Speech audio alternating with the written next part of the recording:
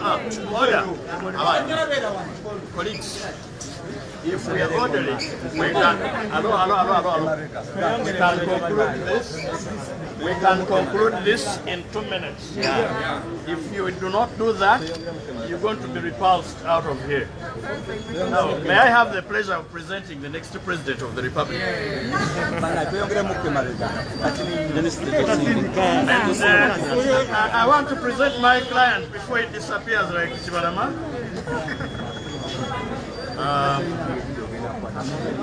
On our part, you followed the proceedings. We have successfully applied to go to have Mr. Chibalama and Kagombe presented for cross-examination.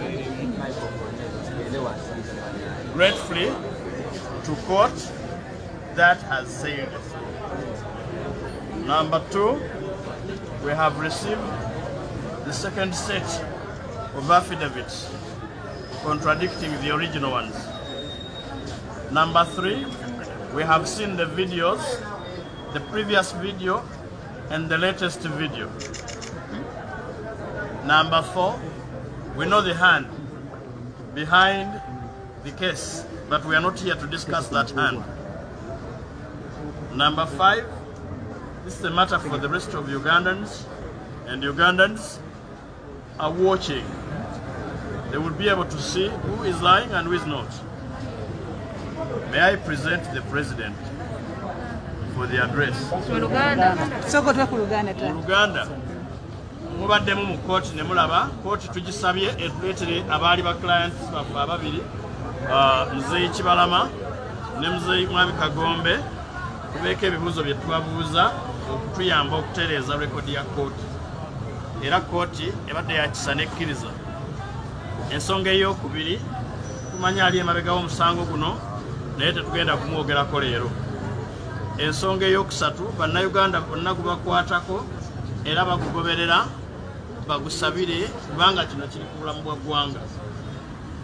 Ensonga ey'okuna njagala kubanjulira President wa Uganda addako era client waffe nga tannaba kutubulako nga ba client ababiri abaatubuzeeko. Ebimala tukomawo dikanso nsabe President mbadde wakati kirala mukume social distance. Thank you very much. I want fellow Ugandans and citizens of the world to know, because it's clear to everybody, that Museveni is doing everything he can to make sure I don't appear on the ballot paper in 2021. This has been evident from challenging my academic qualifications, to challenging my date of birth, to planting guns in my room, many other things. And we expect much more. We also know that he's on a spending spree, spending taxpayers' money and using the National Army and Force and military to compromise and coerce everybody that he can coerce or compromise. You've seen him compromising people that have been close to me, the full figures, the Bajos, the Basaja Mivules, and now you see Mzee Chibalama and others. We can guarantee you that you're going to see many disappointments. You're going to see many unbelievable things. But again, I guarantee you Ugandans, and I guarantee you Mr. Museveni, that we are going to defeat you in 2021. I am going to be on the ballot paper, we are going to vie, and we are going to win you in a democratic election. Also, I want to confirm to Ugandans that nobody should be worried. This is being done, not that the government or the regime wants to win the case. No, but because they want to cast doubt in the eyes and minds in those that believe in us. They want to cast doubt in the eyes and minds of the members of the National Unity Platform, both in Uganda and all over the world. This is not intended to win a case because they have no case whatsoever. We did everything within the law. We held a delegates conference, we were elected into office, everything was clear, and you all saw, journalists and members of the media, that Mr. Chibalama was being coerced and followed all the time, and he said that on camera. Even right now, we've been in contact with these family members. Nobody knows where Mr. Chibalama or where Mr. Kagombe is. The last we knew is that their home was surrounded by the military. We watched the videos in disbelief. But again, we noticed that they could be under duress, because even right now, nobody knows where they are. His apparent lawyer, the one that came with the second fake affidavit, mentioned that these people just show up to sign and they disappear. Even the lawyer has no control over them and has no knowledge where they are. I can only assure you that oppressed people will not be oppressed forever. We shall definitely win. Briefly in Uganda, President. Uganda. Because njagadde buli omu akimanye nti Museveni afuba okola kyonna kyasobola okukola mu mbeera yonna okulaba nga sibeera ku kalulu mu mwaka ogujja ogwa 2021 kuba amanyi singa mbeera ku ballot paper talina chansi yonna kati akola buli kyasobola mumulabye nga akozesa abalooya abajingirire okuteekako emisango nti saasoma ne gigwa butaka ne baleeta emisango nga basomooza okuzaalibwa kwange abala abandobye n'okundoopa lwaki nazaalibwa naye era byonna bigenze biyiika bwe bityo agenze mu maaso n'okozesa obulimba mwamulaba nga nteekako emmundu ne balimba nti bakuta emmundu mu ruumu yange n'ebirala naye katonda gwe tusinza teyeebaka ensonga lwaki tukyamalako mwetegefu n'okozesa sente z'omusolo n'okozesa poliisi n'amagye g'eggwanga okunyigiriza n'okugulirira abo bonna abatwetoolodde basobola okugulirira muze mulaba nga gulira abantu abandi okumpi bafulufiga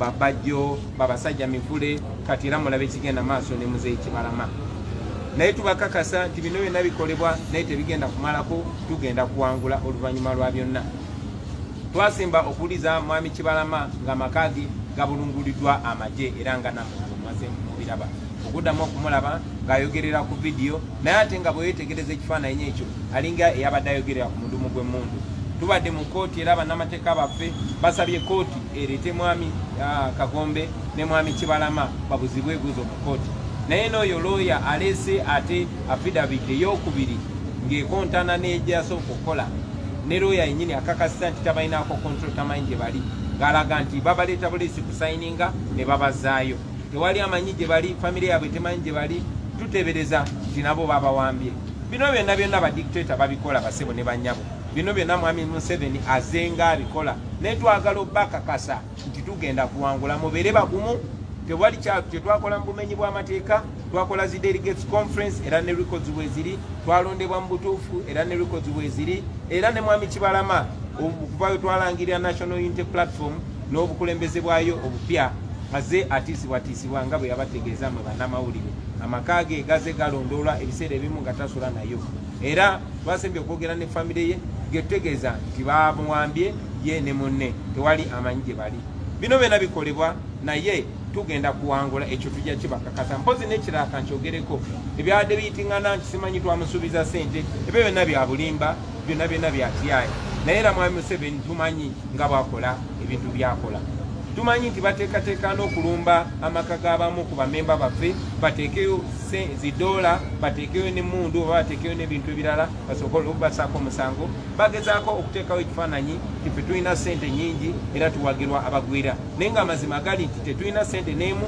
tulina just mazima na bannayuganda ku ludda lwaffe. Let me say that again in English. We want to distance ourselves from the claims from the allegations that we had promised $5 million to Mr. Kibalama. That is utter falsehood. Those are lies. We also know that there is a plan by the regime to raid the homes of some of our members to plant dollars in their homes and guns so they can arrest them and report that they have a lot of money from foreign funders and they have weapons. We distance ourselves from that. We confirm to you Ugandans that Mr. Museveni will be defeated as soon as